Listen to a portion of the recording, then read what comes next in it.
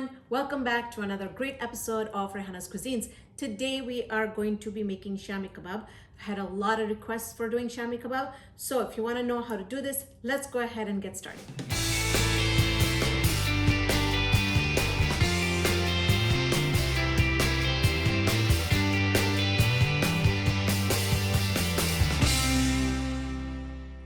So for our Shami Kabobs, I have here 1.5 pounds of beef stew. Now the best thing I like to use is the beef. You can use lamb, goat, chicken, but I think the taste and the way that it has those little shreds in there, I love using the beef for this recipe.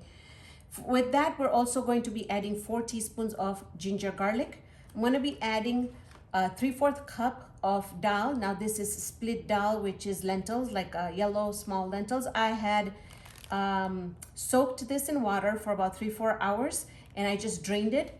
And then we're also going to be using 1.5 cups of water, 2 eggs, and I have a cilantro here, or cosmere, which we will be using at the end. So we're not going to be using these two right now, okay?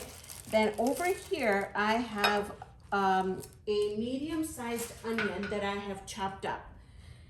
Now, I wanted to explain something to you. For our spices, usually Shami Kabob, you always add whole spices. I honestly, my family and I don't like the whole spices in there. We don't like, and even in the end, I'll talk about, the process that we're gonna use. Even if you use a food processor for this, I still feel like there's some ingredients that stay and then you get this powerful ingredient in your mouth. So I like to use the powders. If you want to go ahead and switch it out and do it the traditional way and use whole spices, go for it. But for me, I'm going to use powders. So for this, we're going to be using 1 teaspoon of garam masala. Now, usually there's cloves in here and also cinnamon in here, and adding the garam masala is going to take up for that. I have 1 teaspoon of coriander, I have 1/2 teaspoon of turmeric, I have 3 bay leaves, and I have 2 red chili peppers. Completely optional, they're dried. You can use whatever you like. We're gonna be taking out the bay leaves and the red pepper once it's cooked in the Instant Pot, okay? So I think I covered all the ingredients. Now what I'm gonna do is I'm just gonna add everything in the pot. This is a super simple recipe. And what we're gonna do is just start adding all the meat in there, and then we'll go ahead and add our 4 teaspoons of ginger and garlic. And I like to use my, this is not the 5th one, this is just because I had less in the spoon. All right, so 4 teaspoons. I love ginger and garlic in here. So, and then we're gonna go ahead and add our onions in here. And what I'm gonna do is I'm just gonna hit the saute button here. And you don't have to, but I'm just gonna start it. I'm gonna get it going if I can see right there. So we're just gonna start sauteing it right now, and then we're gonna put it at the beef, and I'll tell you what temperature that is. Go ahead and add the dal in there, or okay. Now here I have all our. Okay, add it all in there. I'm gonna add about 1 teaspoon of salt for now, and then I'm gonna taste it afterwards. And I'm also going to be adding about 1.5 teaspoons of black pepper, because everybody puts peppercorns in here. I don't want to add the whole mix, the whole spices. So, and then I'm gonna go ahead and add my water in here. And I feel like it's a little less. So what I'm gonna do is I'm gonna add just a little bit more, like I said 1.5, so we're gonna do 2, right? Let's get this close to the camera here. Right. We're just gonna give this a stir. This is one of my simple recipes. It's like a self-cook. Instant Pot is amazing. All right.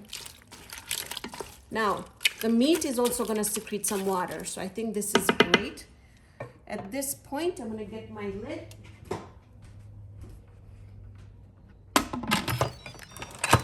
Close that up. Now, what we're gonna do is we're gonna set this, gonna cancel this out and then we're gonna do beef stew.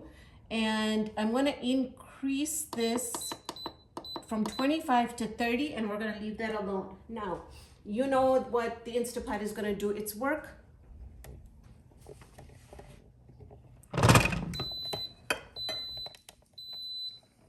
We're gonna make sure and seal this so it's in the sealing mode, and it's gonna seal it and it's gonna cook it for 25 minutes.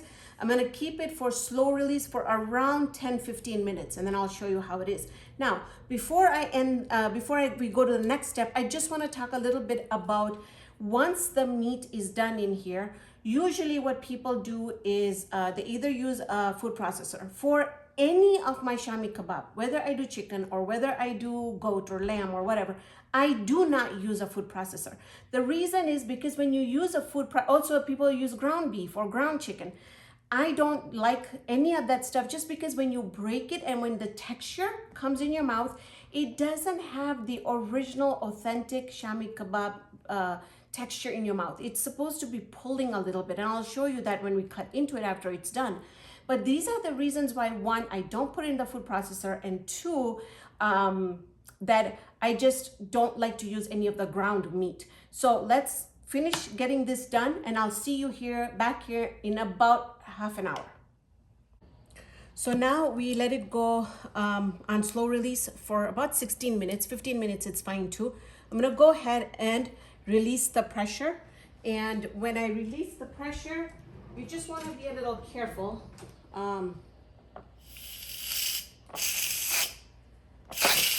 Just like that. There isn't much pressure left in there, so that is good. What's gonna happen at this point is that this red button is gonna go down. That means the pressure is out and that we will be able to open the Instapot. There you go. So the red button went down. We're ready to open it. Right.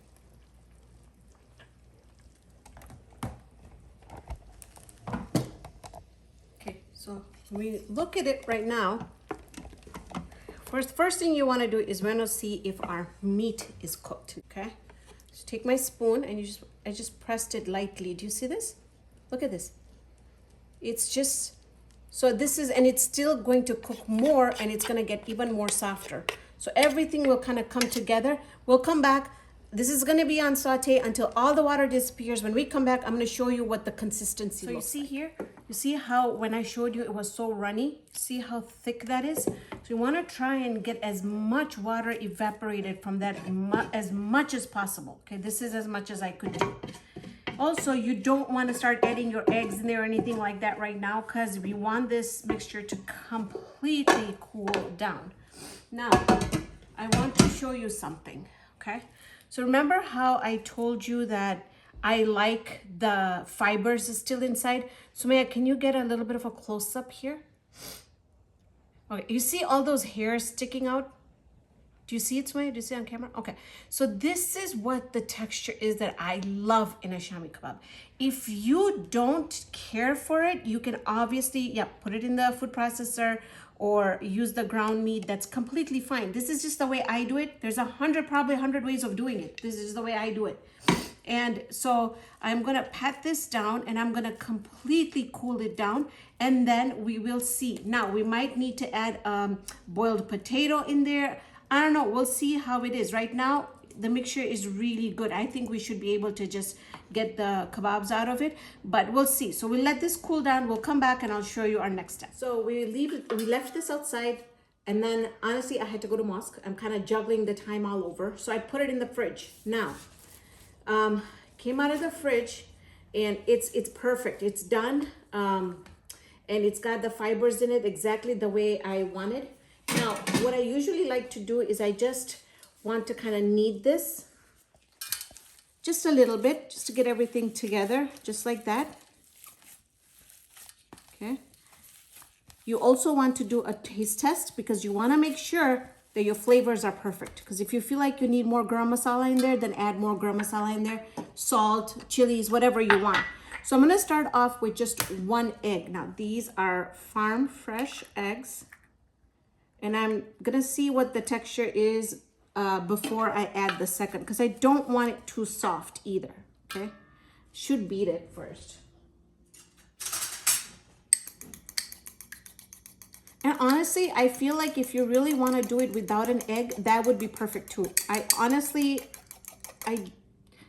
don't think there's an issue if somebody has an egg sensitivity and they don't want to use eggs. Don't use it. Okay, just gonna mix all this together. I'm also going to add our fresh cilantro in here, and I like a lot of cilantro. You can add as much or as little as you like. Some people like to use the dried ones. I use dried ones a lot, but when I can get the fresh, then I try and use the fresh. And I think the consistency is perfect. I am not going to use the other egg in here. Because now remember, some people also add a potato in there. We didn't add potatoes in there, so I don't want the mixture to become too soft. Okay, I got it, so I'm gonna add more. It's just the perfect consistency, completely. Okay, so now we're ready to fry this. I haven't tried it in the air fryer at all, so I can't vouch on how it would turn out in the air fryer. I do not dip it in egg. I don't dip it in anything. I just fry it just like that. I just don't like to dip it in egg. I mean, again, this is the way I do it.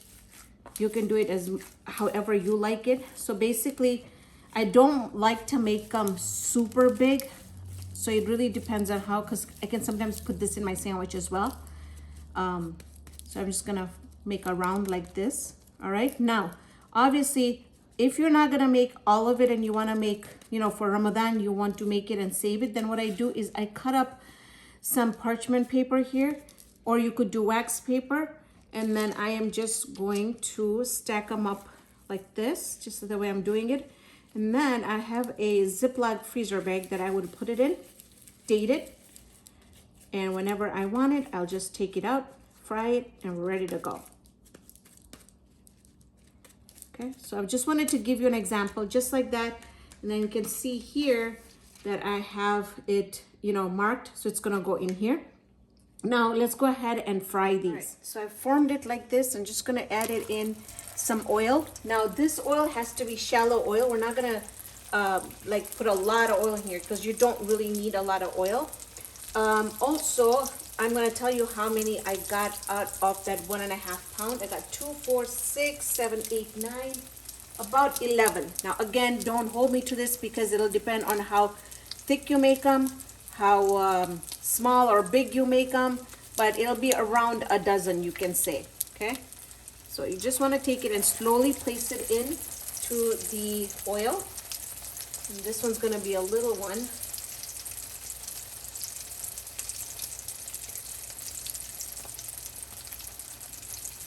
But this is a great recipe for prep. If you want to prep for Ramadan, this is a great recipe. I'm going to increase the heat just a little bit because you don't need to fry this where it needs to cook on the inside, because we know the inside is completely cooked. And for about 2 minutes, it looks like the bottom is done, so I'm carefully going to turn it just like that. Now, if your mixture is too soft, it's going to break while you're turning it. So this is the way you're going to know. And a couple of hacks that you can do is you could add some mashed potato flakes in there to make it thicker. So that is one thing that I use, or you could boil some potatoes and then mix it if your mixture is too loose. But this looks great. I'm gonna go ahead, take these out, and then let's go ahead, cut this open and see what it looks like inside. So our Shami kebabs are completely ready. And honestly, they look really, really good. I did do a little taste test. And I want to show you something before I close. And that is, Sumaya, can you come close here? I want to show you what I meant about the fibers. So when I open it up, do you see how all those fibers are separating? You see how those, this is what I mean by not putting it in the food processor. So now you know the texture, and you can tell it's still smoky and it's hot, and it's honestly, I love it the way I do it, but again, change it up if you have to. But I hope you enjoyed the time in the kitchen with me today. I'll see you here next time. So thank you so much for joining me on this episode of Raihana's Cuisines. Hope you can join me here next time with another great episode. See you then, friends.